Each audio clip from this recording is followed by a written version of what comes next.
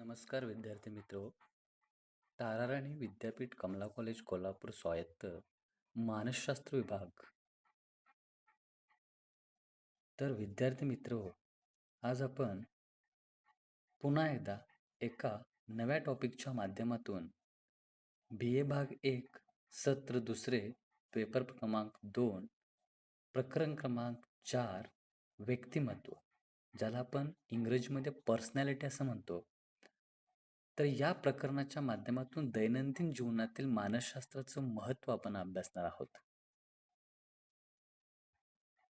तत्पूर्वी या प्रकरणाच्या माध्यमातून आपण काय पाहणार आहोत, तर व्यक्तिमत्वाचं मनोगतिक दृष्टिकोन किंवा ज्याला आपण सिद्धांत म्हणतो ते आपण अभ्यासणार आहोत. सुरुवातीला आपण डॉक्टर सिग्मंड फ्रॉइड यांचा मनोविश्लेषण सिद्धांत अभ्यासणार आहोत. त्याचबरोबर अध्ययन दृष्टिकोन काय असतो तो अभ्यासणार आहोत आणि त्याच्यानंतर आपण गुणदृष्टिकोन काय असतो व्यक्तिमत्वाचा तो अभ्यासणार आहोत. तत्पूर्वी आपण या प्रकरणाची प्रस्तावना काय आहे ते थोडक्यात पाहून घेऊया. व्यक्तिमत्व ही एक अशी संकल्पना आहे की मानसशास्त्राच्या अभ्यासामध्ये त्याचे अत्यंत असे महत्त्व आहे. व्यक्तिमत्व मानसशास्त्र ही स्वतंत्र अशी शाखाच आता तयार झालेली आपल्याला पाहावयास मिळते. मग हा व्यक्तिमत्व शब्द सर्वसामान्य व्यक्ती दैनंदिन जीवनामध्ये बऱ्याचदा वापरताना दिसून येते, मात्र त्यामध्ये मानसशास्त्रीय अर्थ खूपच कमी आढळतो. तर हा व्यक्तिमत्व शब्द जो आहे तो लॅटिन भाषेतील पर्सोना या शब्दापासून निर्माण झालेला आहे. आता हा पर्सोना म्हणजे काय, तर पर्सोना याचा अर्थ मास्क आणि मास्क याचा अर्थ मुखवटा असा आहे. यावरून पर्सनॅलिटी हा इंग्रजी शब्द तयार झालेला पाहावयास मिळतो.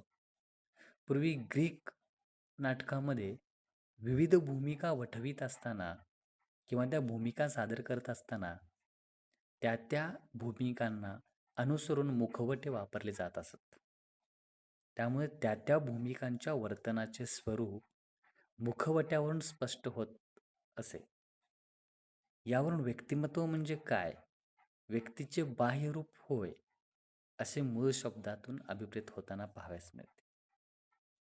इतरांना प्रभावित करणं, इतरांवरती आपली छाप किंवा आपला ठसा उमटवणं असाच अर्थ सर्वसामान्य लोक पर्सनॅलिटी या संकल्पनेबाबत लावताना दिसतात. यावरून इतरांवर पडणारी छाप किंवा प्रभाव म्हणजेच व्यक्तिमत्व होय. याचबरोबर व्यक्तीचे बाह्यरूप म्हणजे तिचे व्यक्तिमत्व होय. व्यक्तिमत्व समजून घेताना शारीरिक व मानसिक गुणवैशिष्ट्ये समजून घेणे फार आवश्यक असते. तर आता आपण व्यक्तिमत्वाची व्याख्या पाहू. तर व्यक्तिमत्वाची व्याख्या रॉबर्ट ए बेरॉन, नॉर्मन मन आणि G.W. आल्पोर्ट या 3 महत्त्वाच्या अशा संशोधकांनी आपल्या संशोधनाच्या माध्यमातून व्यक्तिमत्वाच्या व्याख्येचं स्वरूप सांगण्याचा प्रयत्न केला आहे.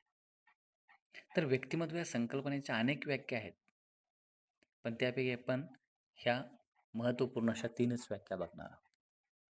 व्यक्तीचे एकमेव सापेक्ष स्थिर वर्तन, विचार व भावनांची रचना म्हणजे व्यक्तिमत्व होय. ही व्याख्या आहे रॉबर्ट ए बॅरॉन. दुसरी व्याख्या आहे व्यक्तीची शरीररचना, वर्तनविशेष, अभिवृत्ती, अभिरुची, क्षमता, योग्यता आणि अभिक्षमता इत्यादींचे वैशिष्ट्यपूर्ण संघटन म्हणजेच व्यक्तिमत्व होय. ही व्याख्या नॉर्मन मन या संशोधकाने केलेली आहे. हा तोच नॉर्मन मन आहे की ज्याने व्यक्तिमत्वाच्या संदर्भात अत्यंत सखोल संशोधन करून आपल्यासमोर त्यांचा सिद्धांत मांडल्याचे पाहावयास मिळते. व्यक्तीचे परिवेशाशी वैशिष्ट्यपूर्ण समायोजन ठरवणारे व्यक्तीतील मनोभौतिकी पद्धतीचे गतिशील संघटन म्हणजे व्यक्तिमत्व होय.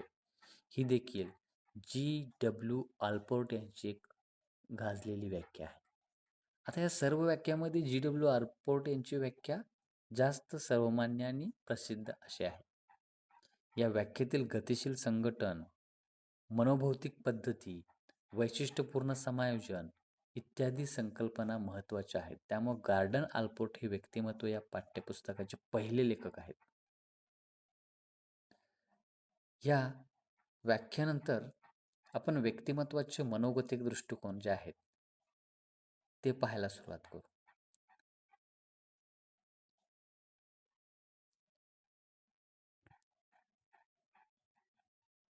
तर विद्यार्थी मित्र हो, आपले वर्तन हे आंतरिक शक्तीमुळे प्रभावित होत असते आणि त्यावर आपलं नियंत्रण नसतं असं व्यक्तिमत्वाचं मनोगतिक सादरकर्ते मानतात. आणि त्याच्यामध्ये प्रामुख्याने जे येतात ते आहेत डॉक्टर सिगमंड फ्रॉइड. तर व्यक्तीमध्ये लपलेले प्रचोदनच बाल्यावस्थेतील अनुभवांना आकार देत असतात. बाल्यावस्थेतील हेच अनुभव आपल्या दैनंदिन वर्तनाला ऊर्जा आणि दिशा देत असतात. आपले व्यक्तिमत्व हे आंतरिक शक्ती आणि संघर्षावरती आधारलेले असते की ज्याबद्दल आपणास खूप कमी जाणीव असते आणि त्यावर आपलं नियंत्रण नसतं. असा विचार व्यक्तिमत्वाचे मनोगतिक सिद्धांतकर्ते मानतात डॉक्टर सिगमंड फ्रॉइड. आणि म्हणूनच त्यांनी मनोगतिक सिद्धांताचा अभ्यास हा आपल्यासमोर मांडल्याचं पाहाव्यास मिळतं. म्हणून त्याला फादर ऑफ सायकोअनालिटिकल थेअरी असं म्हटलं जातं.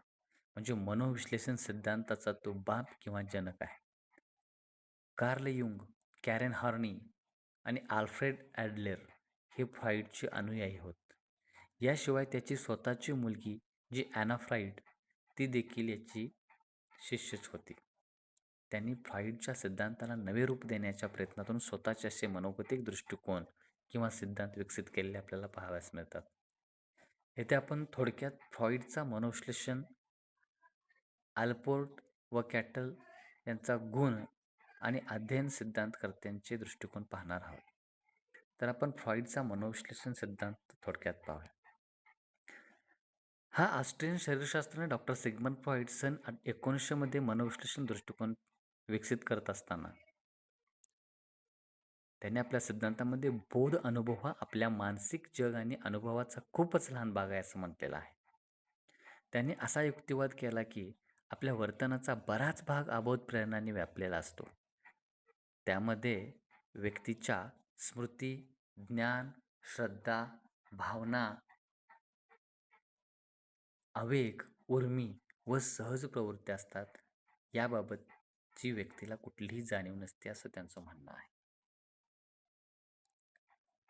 तर मानवी मन हे पाण्यावर तरंगणाऱ्या हिमनगासारखं असतं. हिमनगाचा खूपच कमी भाग पाण्याच्या वर बोध या स्वरूपामध्ये आणि खूप जास्त भाग पाण्यामध्ये अबोध स्वरूपामध्ये असतो. अगदी मानवी मनाचंही तसंच आहे. तो आपण पाहू शकत नाही आणि व्यक्तिमत्व समजून घेण्यासाठी अबोध मनाची उकल करणं ही फार आवश्यक असते. मग आपण अबोध अवस्थेतील आशय प्रत्यक्ष निरीक्षण करून पाहू शकत नाही. अबोध मनातील उर्मी किंवा आवेग हा न कळत तोंडातून बाहेर पडलेले शब्द त्याला आपण स्लिप ऑफ टंग असं म्हणतो. आणि स्वप्नातून व्यक्त होणाऱ्या अबोधावस्थेतील सूचकांचे विश्लेषण करणं हे या दृष्टीनं फार महत्त्वाचं असतं. तर सिगमंड फ्रॉइड यांचा जो सिद्धांत आहे तो आपण एकूण 3 भागामध्ये विभागलेला आहे. थोडक्यात आपण पाहत जाऊ. बघा, आपले बरेचसे व्यक्तिमत्व आपल्या अबोधावस्थेतून निर्धारित होत असताना पाहावयास मिळते. पण अबोधावस्थेच्या काही भागापासून बोधपूर्व अवस्था तयार झालेली असते आणि बोधपूर्व अवस्थेतील साहित्य हे धमकीयुक्त नसते आणि ते बोधपातळीवर आणता येते. जसे की 2+2=4 हे ज्ञान. परंतु अबोधावस्थेमध्ये खोलवर सहज प्रवृत्तीच्या प्रेरणा असतात, जसे इच्छा, प्रेरणा आणि गरजा, की ज्या बोध जाणीवेपासून लपलेल्या असतात. अन्यथा दैनंदिन जीवनामध्ये त्या दुःखाचे कारण ठरल्या असत्या. म्हणून आपल्यासाठी बोधावस्था धमकीयुक्त घटनांचे सुरक्षित पुनर्संकलनच असते. तर व्यक्तिमत्व रचना इदम, अहम आणि परमहम या 3 घटकांनी मिळून बनलेली आहे. व्यक्तिमत्व रचनेमधील महत्त्वाचे घटक हे ईड, इगो, सुपर इगो, त्याला आपण मराठीमध्ये इदम, अहम आणि परम असं म्हणतो. 3 स्वतंत्र भागाने व्यक्तिमत्वाची रचना बनलेली असते. फ्राईडच्या मते ही तिन्ही भाग परस्परांशी संबंधित असतात. बोध आणि अबोधावस्थेशी हे 3 भाग कसे संबंधित असतात, हे आपणाला पाहता येईल. तर फ्रॉइडने सुचवलेले व्यक्तिमत्व रचनेचे 3ही भाग मज्जासंस्थेमध्ये नसतात, तर ते व्यक्तिमत्वाच्या सामान्य प्रारूपामध्ये 3ही भाग अमूर्त संकल्पनेच्या स्वरूपात असतात. त्या संकल्पना वर्तनाला प्रेरित करणाऱ्या आंतरिक शक्तीच्या आंतरक्रियांचे वर्णन करतात. म्हणून हे 3 भाग आपण पुढीलप्रमाणे पाहू. तर विद्यार्थी मित्रहो, याच्यामध्ये पहिला येतो तो इदम. इदम हा असंस्कृत, असंघटित व व्यक्तीच्या जन्मजात वर्तनेचा भाग असतो.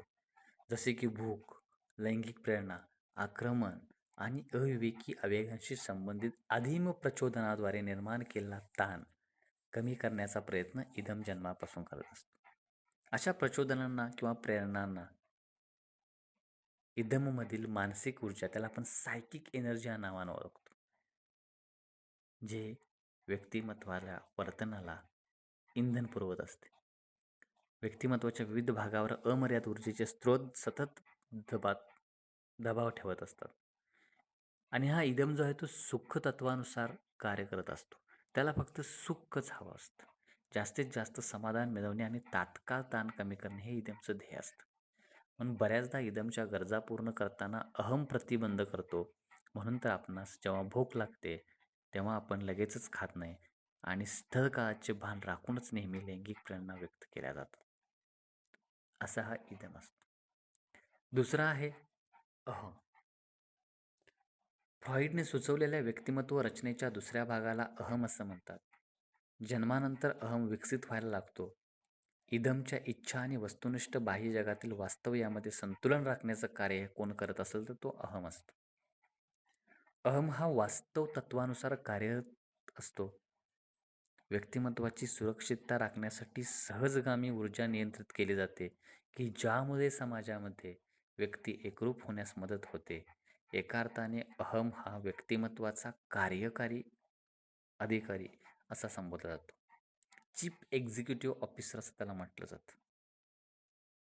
अहम हा व्यक्तिमत्वाचा कोण आहे तर चीफ एक्झिक्युटिव्ह ऑफिसर म्हणजेच विशेष कार्यकारी अधिकारी आहे. तो निर्णय घेतो, कृतीवर नियंत्रण ठेवतो व उच्च पातळीवरील विचार आणि समस्या हरास किंवा समस्येचं निराकरण करण्यास अनुमती देतो. तिसरा आणि महत्त्वाचा जो आहे तो या रचनेतील घटक परमअहम किंवा त्याला पराहम असं म्हटलं जातं. इंग्रजीमध्ये त्याला सुपर इगो असं म्हटलं जातं.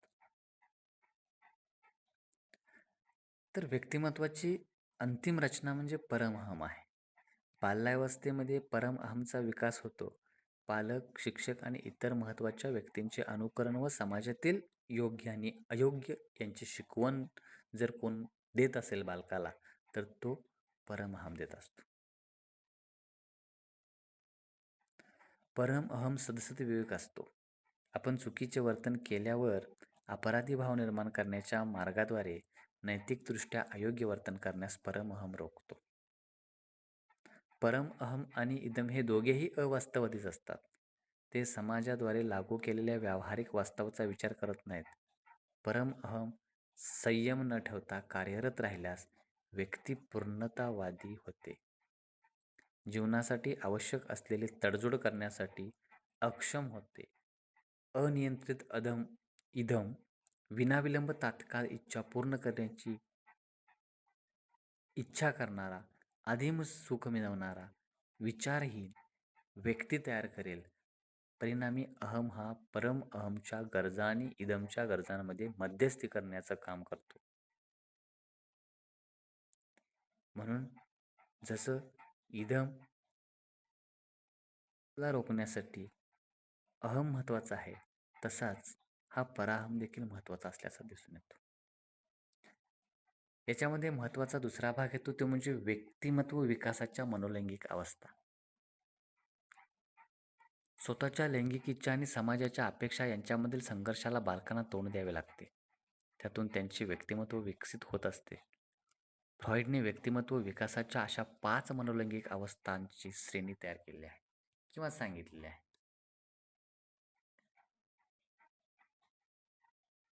तर त्याच्यामध्ये पहिला भाग येतो तो म्हणजे मुखावस्था, दुसरा भाग येतो गुदावस्था, तिसरा भाग येतो लिंगावस्था आणि चौथा भाग येतो सुप्तावस्था. पाचवा आणि शेवटचा भाग येतो जनन कामुकता किंवा लिंगनिष्ठ अवस्था. म्हणजेच फ्रॉइडने विकासाच्या पहिल्या अवस्थेला मुखावस्था म्हटलेलं आहे. बालकाचे मुख किंवा तोंड हेच त्याच्या सुखाचे केंद्र असते. जन्मापासून 12 ते 18 महिन्याचा कालखंड या अवस्थेमध्ये असतो. दुसरी आहे गुदावस्था. वयाच्या 12 ते 18 महिन्यापासून 3 वर्षाचा कालखंड हा गुदावस्थेचा असतो. या अवस्थेमध्ये बालकाच्या स्वच्छतेच्या प्रशिक्षणावरती मलमूत्र विसर्जित थोडक्यात पाश्चिमात्य संस्कृतीमध्ये जास्त भर दिला जातो. या काळात बालकाच्या सुखाचे केंद्र गुद क्षेत्राकडे केंद्रित झालेले असते. लिंगावस्था वयाच्या 3 वर्षापासून ते 5-6 वर्षापर्यंतचा कालखंड हा असतो.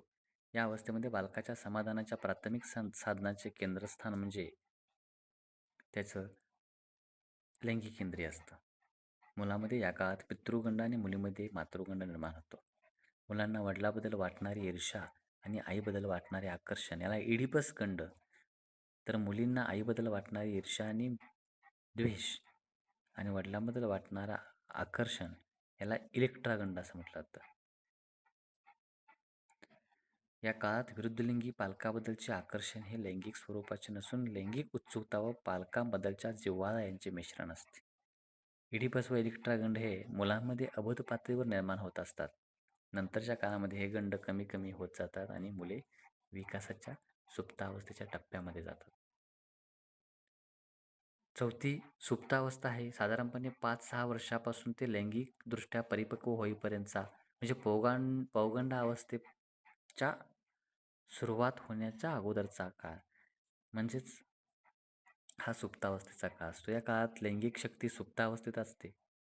म्हणून हा काळ काम अव्यक्ततेचा काळ असतो. शाळा, खेळ, छंद, अभ्यास, समवयस्क मित्र यावर मुले लक्ष केंद्रित करतात. या काळात अहम विकसित होतो. आणि शेवटची जी अवस्था आहे ती म्हणजे जननकामुकता किंवा लिंगनिष्ठ अवस्था. लैंगिकदृष्ट्या परिपक्व होण्यापासून ते मृत्यूपर्यंतचा काळ हा जननकामुकतेचा असतो. हा काळ भिन्नलिंगी आकर्षण आणि प्रौढ लैंगिकतेचा म्हणजेच विवाहाद्वारे लैंगिक संबंध प्रस्थापित करण्याचा असतो. तर या एकूण 5 अवस्था आहे आणि प्रत्येक व्यक्तीला किंवा बालकाला या 5 अवस्थेतून जावं लागतं. त्या अवस्थेमध्ये त्याच्या कृतींना जर आपण आवर घालण्याचा प्रयत्न केला तर अशा मुलांच्या बाबतीत भविष्यामध्ये काही त्या दृष्टीनं सवयी जडण्याची शक्यता असते. यानंतर वर्तनवादी दृष्टिकोन. तर मज्जाशास्त्रीय दृष्टिकोन आणि मनोगतिक दृष्टिकोन सजीवांच्या आंतरिक घटकांमध्ये लक्ष देतो आणि सजीवांच्या वर्तनामागील कारणांचा शोध घेतो. वर्तनवादी दृष्टिकोन मनोगतिक दृष्टिकोन नाकारतो, कारण वॅटसनच्या मते मानसशास्त्र बोधात्मक अनुभवांचे शास्त्र नसून ते वर्तनाचं शास्त्र आहे. म्हणून मनाच्या अंतर्गत कार्याच्या अभ्यासाऐवजी मानसशास्त्रज्ञाने दृश्यम स्वरूपातील वर्तनाचा वस्तुनिष्ठ अभ्यास करावा आणि असा अभ्यास मानसशास्त्रामध्ये शक्य आहे. वॅटसनचं असं मत होते की जर आपण वातावरणावर नियंत्रण ठेवलं तर हवं तसं वर्तन घडवून आणता येतं. आणि शेवटचा जो भाग आहे तो म्हणजे बौद्धिक दृष्टिकोन. बौद्धिक दृष्टिकोन असं सांगतो की व्यक्तीला सभोवताली घडणाऱ्या घटनांचे होणारे संवेदन अथवा आकलन हे तिला मिळालेल्या वेदनेंद्रियामुळे होते. बौद्धिक दृष्टिकोनानुसार मानसशास्त्र आपणास बाह्य जगताचे ज्ञान कसे होते, त्या जगाचा आपल्या वर्तनावर कसा परिणाम होतो, आपणास मिळालेल्या माहितीचा आपण अर्थ कसा लावतो, अशा विविध प्रश्नांची उत्तरे बौद्धिक दृष्टिकोन देतो.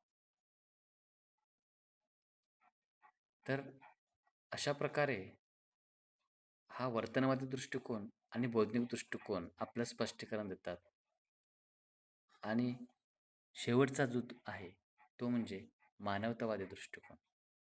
कार्ल रॉजर्स यांनी जैविक दृष्टिकोन, अबोधावस्थेची प्रक्रिया, परिस्थिती या गोष्टी नाकारल्या अब्राहम मॅस्लो व कार्ल रॉजर्स यांनी सन 1950 मध्ये हा दृष्टिकोन मांडला. त्यांच्या मते जगातील प्रत्येक व्यक्तीला स्वतः कोणते संकल्प पूर्ण करावयाचे आहेत याचं स्वातंत्र्य असतं. म्हणजेच व्यक्तीला स्वतःचे नशीब घडवण्याचे स्वातंत्र्य असते. प्रत्येक व्यक्तीकडे परिपक्वतेची व परिपूर्णतेची सर्वोच्च पातळी असते. सर्वोच्च पातळी प्राप्त करण्याची नैसर्गिक क्षमता असते. या क्षमतेच्या जोरावर व्यक्ती आपल्या सुप्त गुणांचा विकास करून घेत असते. आपले उद्दिष्ट पूर्ण करण्यासाठी गरज पडल्यास संघर्ष करण्याची तयार ठेवते. स्वतःच्या मनात ठरवलेले उद्दिष्ट पूर्ण करण्यासाठी व्यक्ती संधी शोधत असते. असा हा मानवतावादी दृष्टिकोन सांगत असतो. तर विद्यार्थी मित्र, या व्यक्तिमत्व या टॉपिकच्या अंतर्गत आपण व्यक्तिमत्व म्हणजे काय, व्यक्तिमत्वाची व्याख्या आणि व्यक्तिमत्वाचे प्रमुख जे सिद्धांत आहेत ते अगदी थोडक्यात पाहण्याचा प्रयत्न केलेला आहे. त्याच्यामध्ये बऱ्यापैकी आपण विस्तारानं डॉक्टर सिग्मंड फ्रॉइड यांचा मनोविश्लेषण सिद्धांत पाहिला आहे. त्यानंतर अध्ययन दृष्टिकोन, वर्तनवादी दृष्टिकोन आणि मानवतावादी दृष्टिकोन काय सांगतात अगदी थोडक्यात पाहिलेलं आहे. तर यानंतर या प्रकरणाच्या संदर्भात आपण इथं काही मुद्दे स्पष्ट केल्यानंतर आता या प्रकरणातल्या काही जर तुम्हाला समस्या असतील तर तुम्ही त्या मला कळवू शकता, सांगू शकता. त्याचं योग्य असं निरसन केलं जाईल. आणि आजचा हा आपला ह्या प्रकरणावरील तास इथं संपला असं मी जाहीर करतो. धन्यवाद.